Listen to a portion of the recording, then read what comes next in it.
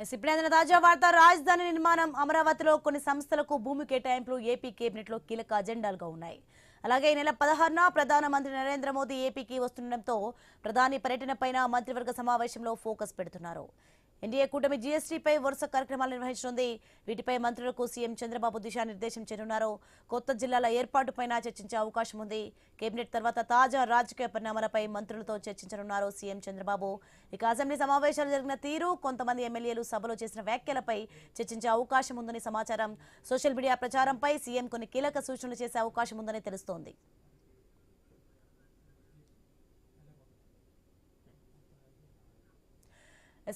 ఇదే అంశానికి సంబంధించి మరిన్ని వివరాలు అందించడానికి విజయవాడ నుంచి లైవ్ లో కాంతి సిద్ధంగా ఉన్నారు. కాంతి, రాజధాని నిర్మాణం అమరావతిలో కొన్ని సంస్థలకు భూమి కేటాయింపులు ఏపీ కేబినెట్ లో కీలక అజెండాలుగా ఉన్నాయి. దీనికి సంబంధించి పూర్తి డీటెయిల్స్ ఏంటి?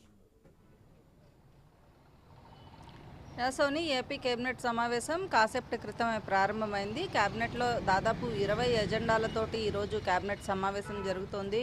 ముఖ్యంగా ప్రధానమంత్రి ఈ నెల 16న ఆంధ్రప్రదేశ్కి వస్తున్న నేపథ్యంలో పర్యటనకి సంబంధించినటువంటి అంశాలపైన ప్రస్తుతం కీలకమైనటువంటి చర్చ. దాంతోపాటు అమరావతి రాజధానిలో కొన్ని సంస్థలకు భూ కేటాయింపుకు సంబంధించినటువంటి అంశం పైన కూడా చర్చ జరగబోతోంది. అలాగే జీఎస్టీకి సంబంధించినటువంటి కార్యక్రమాలు రాష్ట్ర వ్యాప్తంగా నిర్వహించాలని ఇప్పటికే సీఎం చంద్రబాబు నాయుడు నాయకులందరికీ కూడా ఆదేశాలు జారీ చేసిన నేపథ్యంలో ఈ కార్యక్రమానికి సంబంధించినటువంటి ఎజెండా పైన కూడా చర్చ జరగబోతా ఉంది. ఇక పర్యాటకానికి సంబంధించినంత వరకు కూడా పర్యాటకానికి సంబంధించి క్యారవాన్లు ఏర్పాటు చేసి క్యారవాన్లకి సంబంధించినటువంటి దానిపైన కూడా ప్రభుత్వం పర్యాటక రంగాన్ని అభివృద్ధి చేయాలని నిర్ణయించింది. దానికి సంబంధించినటువంటి చర్చ కూడా ప్రత్యేకంగా జరగబోతా ఉంది. ఇక అమృత్ పథకానికి సంబంధించి అమృత్ పథకం 2.0 ప్రారంభించడానికి సంబంధించినటువంటి చర్చ కూడా ఈరోజు కేబినెట్లో ఆమోదముద్ర వేసుకునే అవకాశం కనిపిస్తూ ఉంది. ఇక ఆటో డ్రైవర్లకు సంబంధించి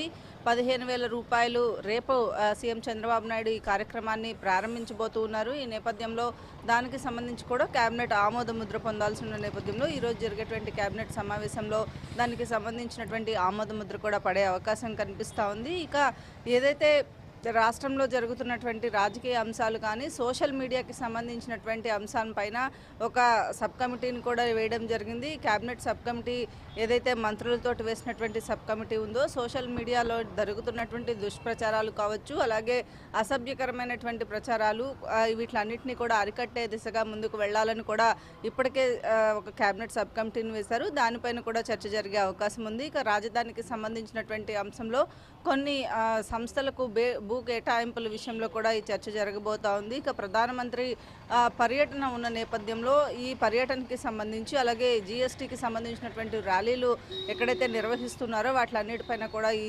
కేబినెట్లో చర్చించబోతున్నారు. ఇక రాజకీయ అంశాలకి సంబంధించి కూడా ప్రతి కేబినెట్ సమావేశం తర్వాత సీఎం చంద్రబాబు నాయుడు మంత్రులతోటి సమావేశంలో చర్చిస్తున్నారు. ఈసారి కొంత కీలకంగా ఈ సమావేశం ఉండబోతోంది.